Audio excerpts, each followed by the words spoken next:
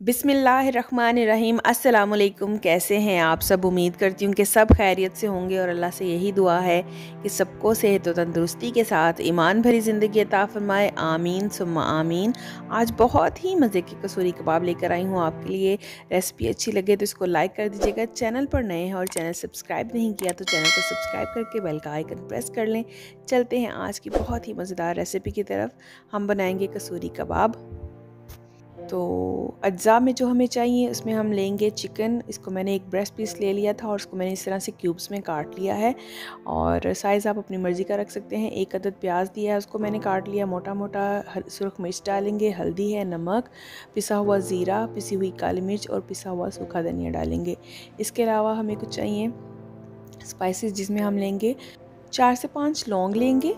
उसके अलावा एक बड़ी इलायची के दाने लेंगे, सिर्फ दाने इस्तेमाल करेंगे। बादाम लेंगे एक मुट्ठी, दालचीनी का एक टुकड़ा है, अजवाइन है और 3 से 4 छोटी सब्ज़ इलायची के दाने, इसके भी सिर्फ दाने इस्तेमाल करेंगे।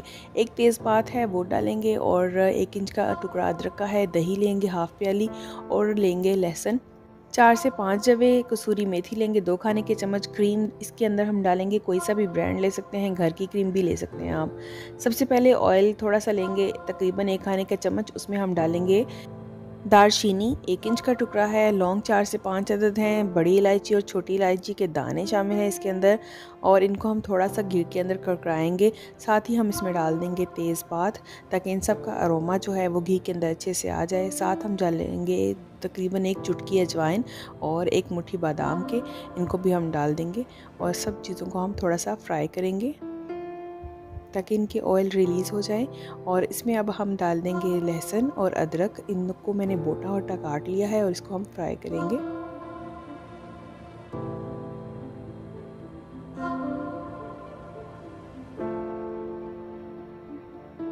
जैसे ही लहसुन अदरक के किनारे गोल्डन होना शुरू होंगे तो हम इसमें डाल देंगे प्याज मैंने तकरीबन लिया है 1.5 अदद है। अगर आपके पास बड़ा प्याज है तो इनाफ है, अगर छोटा प्याज है तो आप 1.5 प्याज शामिल कर सकते हैं। और इसको हमने फ्राई करना है जब तक कि ये ट्रांसल्यूसेंट सा ना हो जाए।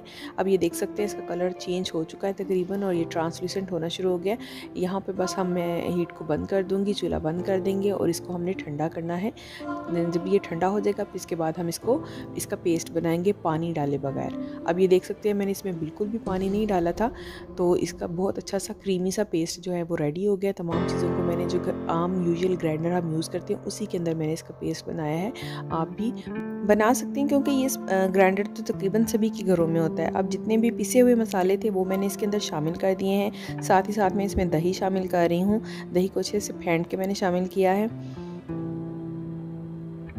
अब हम इसको अच्छा सा मिक्स कर लेंगे। साथ ही हम इसमें क्रीम शामिल कर देंगे, तकरीबन 3 से 4 खाने के चम्मच क्रीम शामिल करने के बाद हम इसको अच्छा सा मिक्स कर लेंगे। और जो चिकन के क्यूब्स हमने बना के रखे थे वो हम इसमें शामिल कर देंगे।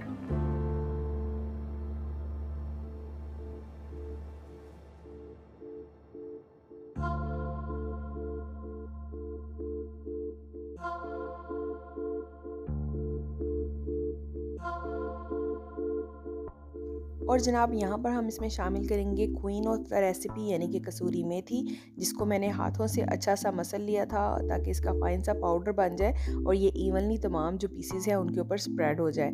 अब इसको हमने मैरिनेट करना है। 2 से 3 घंटे इनाफ है मैरिनेट के लिए। अगर आपके पास कम टाइम है, अगर ज़्यादा टाइम है तो आप ओवरनाइट भी कर सकते हैं। मैंने भी इसको ओवरनाइट ही मैरिनेट किया था। अब इनको ग्रिल करने के लिए मैंने यहाँ पर स्क्वेयर्स यूज़ किए हैं। आपके पास जो भी स्क्वेयर्स मौजूद हैं आप उनको यूज़ कर सकते हैं या इनको एज इट इज़ भी बना सकते हैं। मैं यहाँ पर एक चिकन के साथ बेल पेपर ली है, ग्रीन वाली मुझे मिली थी। आपको जो अवेलेबल हो आप वो लगा सकते हैं। साथ में अनियन का एक स्लाइस और इसको हम इस तरह से अरेंज करते जाएंगे, परोते जाएंगे स्क्वेयर्स के अंदर।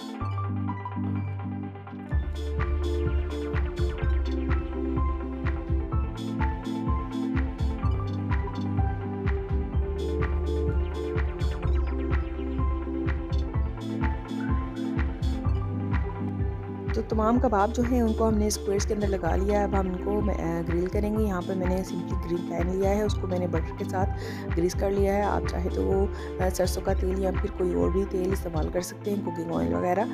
और यहाँ पर हम जितने भी इजीली जो है हमारी स्टिक्स आ जाएंगी हम उनको रख लेंगे और इनको फिर हम बटर लगाएंगे ऊपर से भी, ताकि अच्छा सा इनके ऊपर ग्लेस आ जाए और बहुत ही इसका जो है वो यम्मी सा टेस्ट आता है।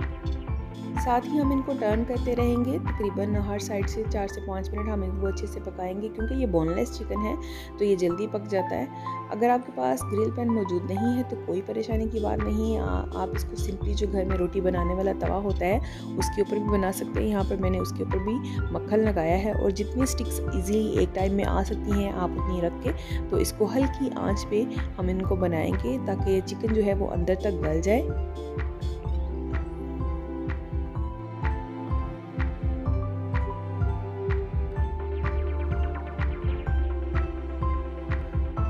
लाइकवाइज हम इसकी भी साइड्स टर्न करते रहेंगे और बटर इसको लगाते रहेंगे ताकि सारी साइडों से ये अच्छे से ग्लेज हो जाए और ज़बरदस्त सा इसके ऊपर कलर भी आ जाए। अब अगर आपको वीडियो अच्छी लग रही है तो इस रेसिपी को ज़रूर ट्राई कीजिएगा। इंशाल्लाह ताला आपको बहुत ही अच्छी लगेगी ये रेसिपी। आम जो हम जनरली कबाब बनाते हैं उनसे ये बहुत हटके कबाब हैं, आपको इंशाल्लाह ताला बहुत अच्छे लगेंगे।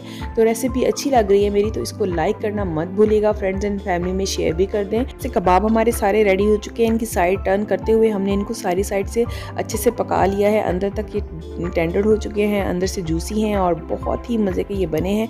आप इस रेसिपी को ज़रूर ट्राई कीजिएगा, इंशाल्लाह ताला आपको बहुत अच्छी लगेगी। बच्चे बड़े सब इसको शौक से खाते हैं, बहुत ही ये मज़े की बनती है। कैलोरी कंट्रोल है, अगर आप डाइट प्लान फॉलो कर रहे हैं तभी आप इसको बना सकते हैं। किसी पार्टी में, टी टाइम स्नैक में, बच्चों के लिए लंच बॉक्सेस में आप इसको बनाकर दे सकते हैं। अगर आप इस रेसिपी को बनाते हैं, ट्राई करते हैं तो कमेंट में आकर बताना मत भूलिएगा कि आपके ये कबाब कैसे बने।